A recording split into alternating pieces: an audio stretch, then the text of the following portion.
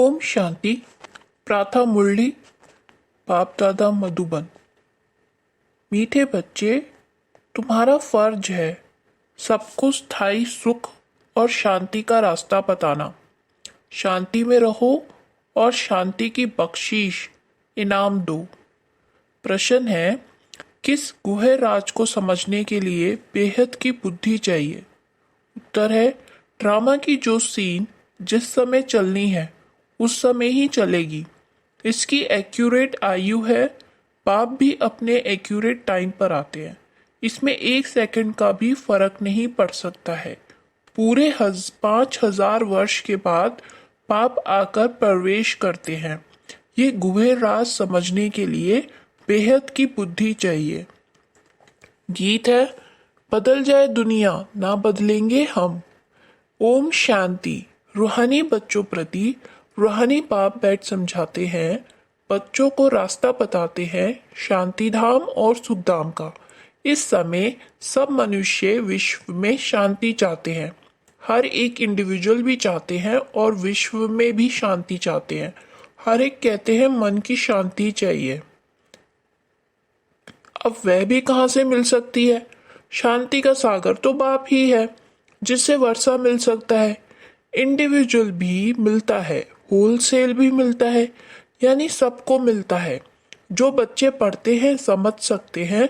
हम शांति का वर्षा लेने अपना भी पुरुषार्थ करते हैं, औरों को रास्ता बताते हैं। विश्व में शांति तो होनी ही है, चाहे कोई वर्षा लेने आए व ना आए। बच्चों का फर्ज है सब बच्चों को शांति देना है। ये समझ नहीं सकते 2-4 को वर्षा मिलने से क्या होगा।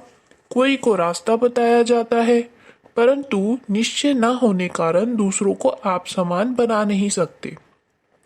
जो निश्चय बुद्धि है वे समझते हैं बाबा से हमको वर मिल रहा है, वरदान देते हैं ना।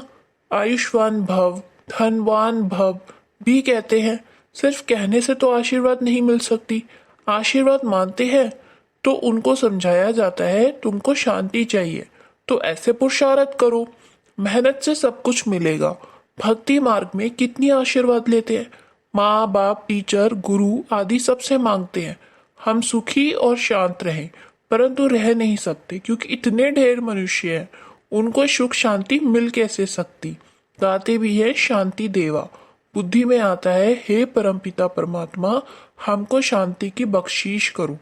वास्तव में बख्शीश उसको कहा जाता है जो चीज उठाकर देवे। कहेंगे तुमको बख्शीश है, इनाम है। बाप कहते हैं बख्शिश कोई कितनी भी करते हैं, धन की, मकान की, कपड़े आदि की करते हैं, वह हुआ दान पुण्य अल्पकाल के लिए। मनुष्य मनुष्य को देते हैं। साहूकार गरीब को अथवा साहूकार को देते आए हैं, परंतु ये तो है शांति और सुख स्थायी। यहाँ तो कोई एक जन्म के लिए भी सुख शांति नहीं दे सकते क्योंकि उनके पास है ही नहीं। देने वाला एक ही बाप है। उनको सुख शांति पवित्रता का सागर कहा जाता है। ऊंचते ऊंच भगवान की ही महिमा गाई जाती है। समझते हैं उनसे ही शांति मिलेगी। फिर वह साधु संत आदि पास जाते हैं, क्योंकि भक्ति मार्ग है ना, तो फेरा फिराते रहते हैं।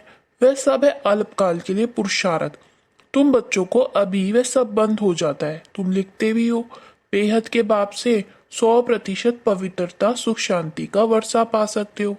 यहाँ 100% अपवित्रता, दुख, अशांति है, परंतु मनुष्य समझते नहीं। कहते ऋषि मुनि आदि तो पवित्र हैं, परंतु पैदाइश तो फिर भी विष से होती है ना। मूल बात ही ये है, रावण राज्य में पवित्रता हो ना सके। पवित्रता, सुख आदि सबका सागर एक ही बाप है। तुम जानते हो हमको शिव बाबा से 21 जन्म अर्थात आधा कल्प 2500 वर्ष के लिए वर्षा मिलता है। ये तो गारंटी है। आधा कल्प सुखधाम, आधा कल्प है दुखधाम। सृष्टि के 2 भाग हैं, एक नई एक पुरानी, परंतु नई कब पुरानी कब होती है ये भी जानते नहीं। झाड़ की आयु इतनी एक्यूरेट बता ना सके। अभी बाप द्वारा तुम इस झाड़ को जानते हो, ये 5000 वर्ष का पुराना झाड़ है। इनकी एक्यूरेट आयु का तुमको पता है। और जो झाड़ होते हैं उनकी आयु का किसको पता नहीं होता है। अंदाज बता देते हैं, तूफान आया, झाड़ गिरा, आयु पूरी हो गई। मनुष्य का भी अचानक मौत होता रहता है। इस बेहद के झाड़ की आयु पूरे 5,000 वर्ष है। इसमें एक दिन ना कम ना जास्ती हो सकता है। ये बना बनाया झाड़ है, इसमें फर्क नहीं पड़ सकता। ड्रामा में जो सीन जिस समय चलनी है उस समय ही चलेगी, हूबहू रिपीट होना है। आयु भी एक्यूरेट है। बाप को भी नई दुनिया स्थापन करने आना है, एक्यूरेट टाइम पर आते हैं। एक सेकंड का भी उसमें फर्क नहीं पड़ सकता। ये भी अब तुम्हारी बेहद की बुद्धि हुई, तुम ही समझ सकते हो। पूरे 5,000 वर्ष बाद बाप आकर प्रवेश करते हैं, इसीलिए शिवरात्रि कहते हैं। कृष्ण के लिए जन्माष्टमी कहते हैं, शिव की जन्माष्टमी नहीं कहते, शिव की रात्रि कहते हैं। क्योंकि अगर जन्म हो तो फिर मौत भी हो। मनुष्य का जन्मदिन कहेंगे, शिव के लिए हमेशा शिवरात्रि कहते हैं। दुनिया में इन बातों का कुछ भी पता नहीं। तुम समझते हो शिवरात्रि क्यों कहते हैं, जन्माष्टमी क्यों नहीं कहते? उनका जन्म दिव्य अलौकिक है, जो और कोई का हो नहीं सकता। ये कोई जानते नहीं। शिव बाबा कब कैसे आते हैं, शिवरात्रि का अर्थ क्या है, तुम ही जानते हो। यह है बेहद की रात, भक्ति की रात। पूरी हो दिन होता है ब्रह्मा की रात, और दिन तो फिर ब्राह्मणों का भी हुआ। एक ब्रह्मा का खेल थोड़ा ही चलता है। अब तुम जानते हो, अब दिन शुरू होना है। पढ़ते पढ़ते जाए, अपने घर पहुंचेंगे, फिर दिन में आएंगे। आधा कल्प दिन और आधा कल्प रात गाई जाती है, परंतु किसकी भी बुद्धि में नहीं आता। वो लोग तो कहेंगे कि कलयुग की आयु 40,000 वर्ष बाकी है, सतयुग की लाखों वर्ष है। फिर आधा आधा का हिसाब ठहरता नहीं।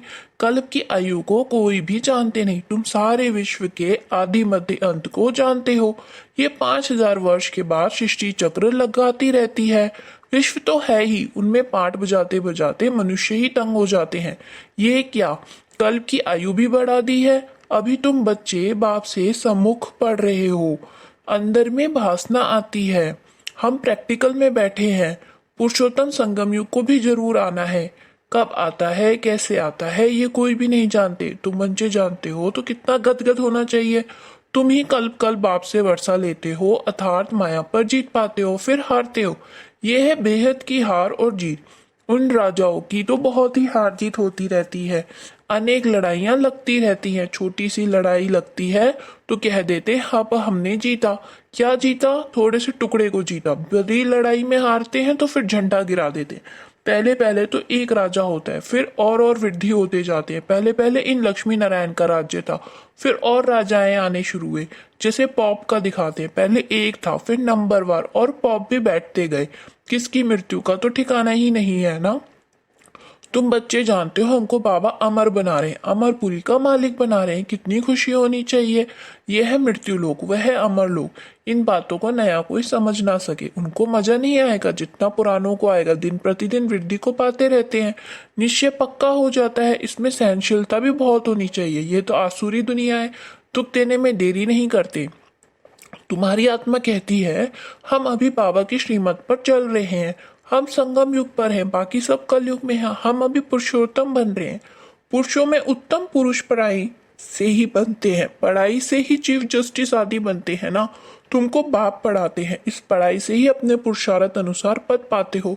जितना जो पढ़ेंगे उतना ग्रेड मिलेगी। इसमें रजाई की ग्रेड है, वैसे उस पढ़ाई में रजाई की ग्रेड नहीं होती। तुम जानते हो हम राजाओं का राजा बन रहे हैं, तो अंदर में कितनी खुशी होनी चाहिए। हम डबल सिरताज बहुत ऊंच बनते हैं। भगवान बाप हमको पढ़ाते हैं, कभी कोई समझ ना सके कि निराकार बाप कैसे आकर पढ़ाते हैं। मनुष्य पुकारते भी हैं, हे पतित पावन आकर हमको पावन बनाओ, फिर भी पावन बनते नहीं। बाप कहते हैं काम मां शत्रु है। तुम एक तरफ पुकारते हो कि पतित पावन आओ, अब मैं आया हूँ कहता हूँ बच्चे पतित पाना छोड़ दो, तो तुम छोड़ते क्यों नहीं? ऐसे थोड़े ही बाप तुमको पावन बनाए और तुम पतित बनते रहो। ढेर ऐसे पतित बनते हैं, कोई सत्य बताते हैं बाबा ये भूल हो गई। बाबा कहते हैं कोई भी पाप कर्म हो जाए तो फौरन बताओ। कोई सच कोई झूठ बोलते हैं, कौन पूछते हैं? मैं थोड़े एक एक के अंदर को बैठ जानूंगा। ये तो हो ना सके, मैं आता ही हूँ सिर्फ राय देने। पावन नहीं बनेंगे तो तुम्हारा ही नुकसान है। मेहनत कर, पावन से फिर पतित बन जाएंगे तो की कमाई चट हो जाएगी, लज्जा आएगी। हम खुद ही पतित बन पड़े हैं, फिर दूसरों को कैसे कहेंगे कि पावन बनो? अंदर खाएगा कि हमने कितना फरमान का उल्लंघन किया। यहाँ तुम बाप से डायरेक्ट प्रतिज्ञा करते हो। जानते हो बाबा हमको सुखधाम शांति धाम का मालिक बना रहे, हाजिर नाजिर है। हम उनको सम्मुख बैठे हैं। उसमें पहले ये नॉलेज थोड़ी ही थी ना, कोई गुरु ही था जिसने नॉलेज दी। अगर गुरु होता तो सिर्फ एक को ज्ञान दे गए क्या? गुरुओं के फॉलोअर्स तो बहुत होते हैं ना, एक थोड़े ही होगा, ये समझने की बातें है ना। सदगुरु है ही एक, वे हमको रास्ता बताते हैं, हम फिर दूसरों को बताते हैं। तुम सबको कहते हो बाप को याद करो, बस ऊंचते ऊंच बाप को याद करने से ही ऊंच पद मिलेगा। तुम राजाओं के राजा बनते हो, तुम्हारे पास अनगिनत धन होगा। तुम अपनी झोली भरते हो ना, तुम जानते हो बाबा हमारी झोली खूब भर रहे हैं। कहते हैं कुबेर के पास बहुत धन था, वास्तव में तुम हर एक कुबेर हो। तुमको वैकुंठ रूपी खजाना मिल जाता है। खुदा दोस्त की भी कहानी है, उनको जो पहले मिलता था उसको एक दिन के लिए बादशाही देते थे।